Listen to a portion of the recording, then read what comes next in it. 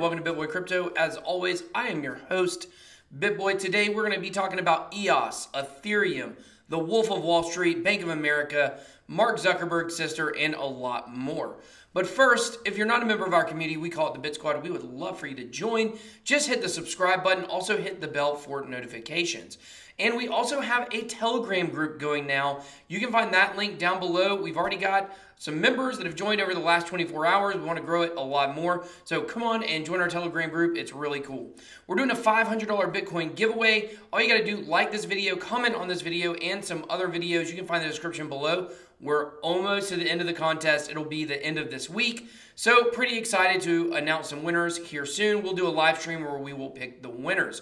Also, I'm rocking my BitBoy Crypto shirt. I had it delivered today from my website, that's my email address, bitboycrypto.com. You can find some merch on there. This week, I aim to fill the store up with a lot more merchandise, including some coffee mugs, some hats, some women's shirts, and things like that. So go ahead and head on over there after the video is done, and you can see what we have so far, and then hopefully be looking for more.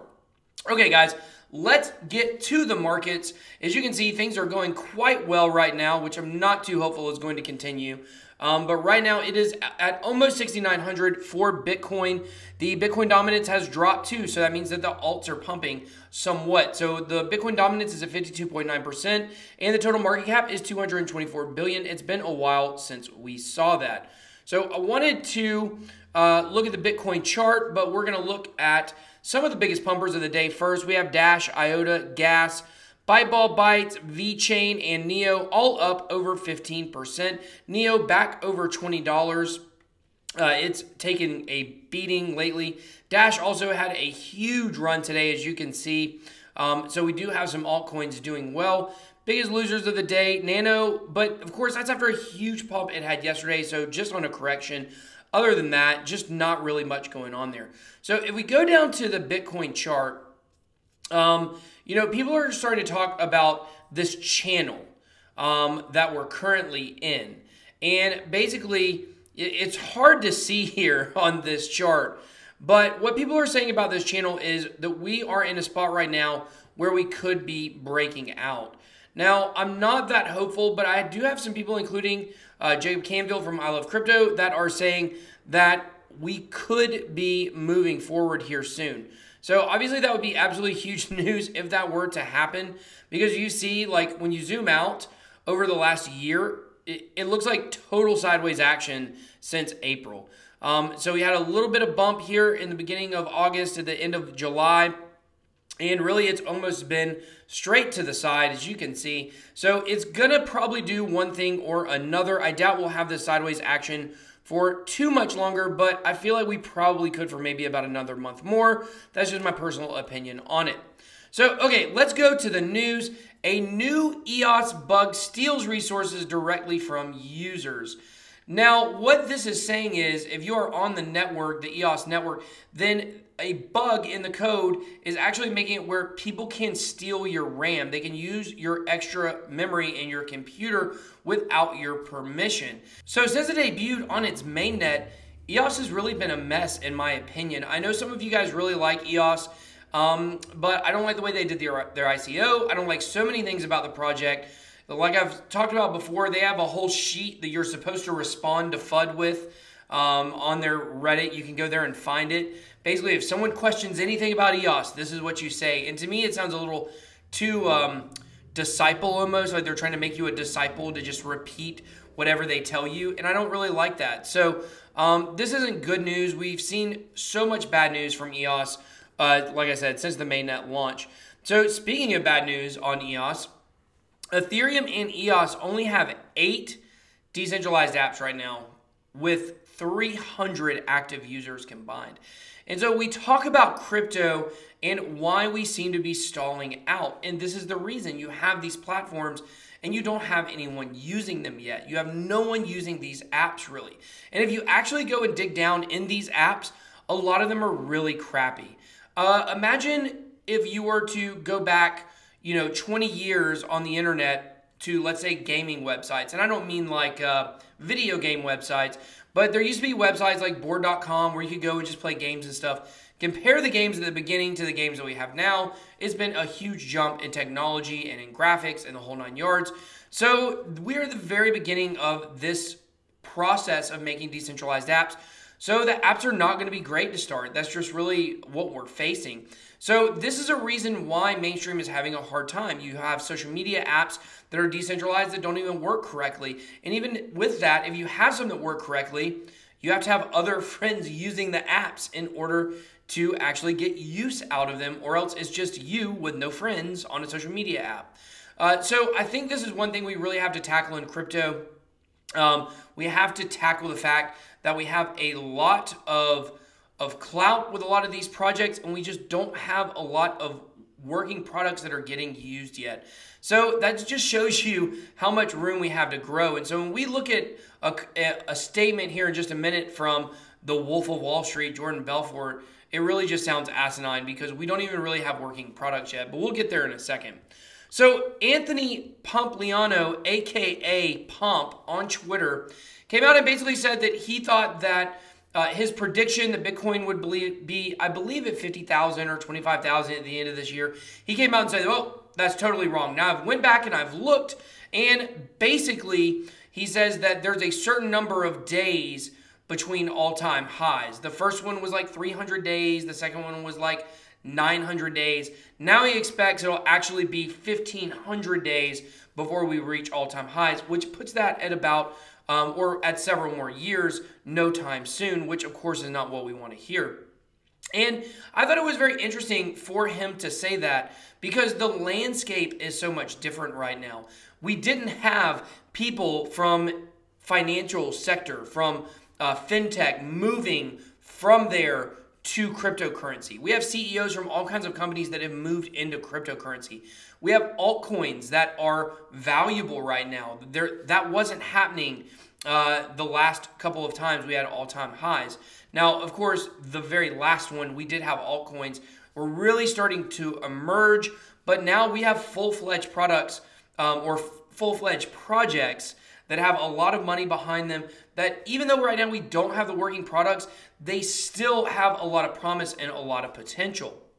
So it's really crazy to me that he would say this because, like I said, we've never seen anything like the crypto markets. If you compare them to any other markets that we've ever seen before, the stock market or other types of exchanges and markets, we just haven't seen it. This is new. So really, I think his best, I don't know, I just feel like the best thing he could have said is, I thought it'd be at 50,000 by the end of the year. I think I'm probably going to be wrong about that, but I don't really know what's going to happen because no one knows what's going to happen. We have Tone Vays talking about a $3,000 Bitcoin. We have Tom Lee talking about a $25,000 Bitcoin by the end of the year. We have so many of these predictions, and I felt like I said this so much over the conference talking to different people. I really feel like right now with cryptocurrency and predictions, or the value of projects, it's very similar to like the diet and fitness industry. You can find someone who says, listen, the only way you can lose weight is to do cardio. That's the only way. You do cardio, you burn the fat, that's what you do.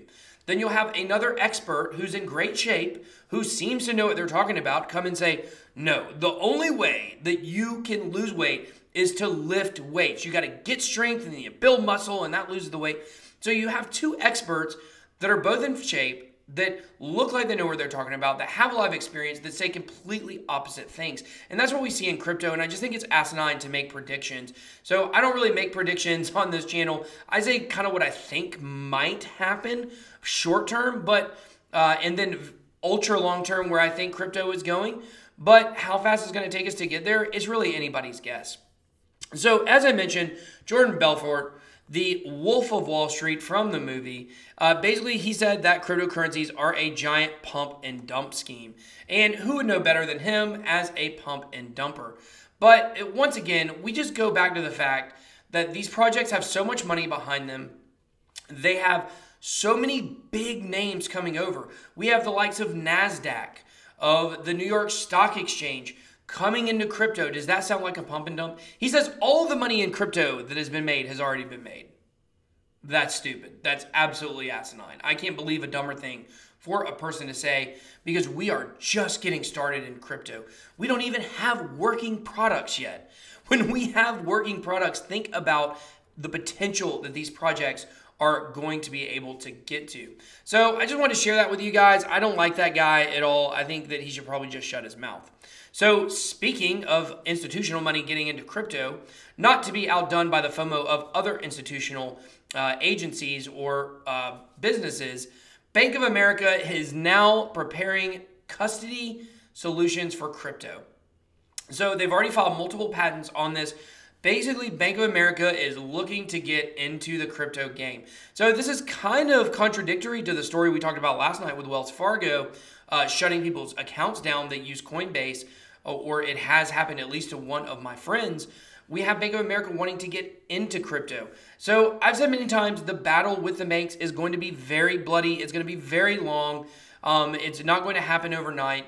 But I do believe that crypto and decentralization will win. But some of these banks are going to probably take the if you can't beat them, join them route. So they're already getting their ducks in the row for that. So speaking of people having ducks in a row, Mark Zuckerberg's sister signs on to serve on Huobi Chain Advisory Committee. So Huobi is an exchange. As we've talked about before on this channel, I'm really bullish on Huobi. I like it a lot. I think this is a good move for them. So Mark Zuckerberg's sister, Randi, has owned her own media content creation company for a while, has been very successful, but we see this move only a month after David Marcus from Facebook stepped out of his role on the board of Coinbase. And so it just seems like we just keep seeing movements of Facebook moving closer to crypto. Now, I don't know exactly what this means for the Facebook move into crypto, but I don't think it's a coincidence. I don't think that Randi Zuckerberg is totally running on her own here and getting involved with Huobi without some advice or maybe even a plan from her brother. We know that Zuckerberg is very coordinated in what he does. Almost robotic, if you will, but he does love smoking meats. I'm making meats now, smoking these meats here. That guy's really crazy. So it will be interesting to see how this plays out. If Facebook does buy Coinbase, there was a story recently that someone basically took, I thought, out of context, some quotes from Brian Armstrong saying maybe they don't want to sell. I think they'd be dumb not to sell. I'm not saying that I think it would be good for crypto for Facebook to get involved, not because Facebook is a good company, but because that could be one of the catalysts to get the word out to the mainstream. So that's all the news I got for you guys today. Don't forget to go check out the merch on the website. We're going to be having a lot more merch coming up. Don't forget to join our Telegram, subscribe, become a member of the Bit Squad, hit the bell for notifications. Just do all of it. Welcome to the channel if you're new. Until next time, BitBoy out.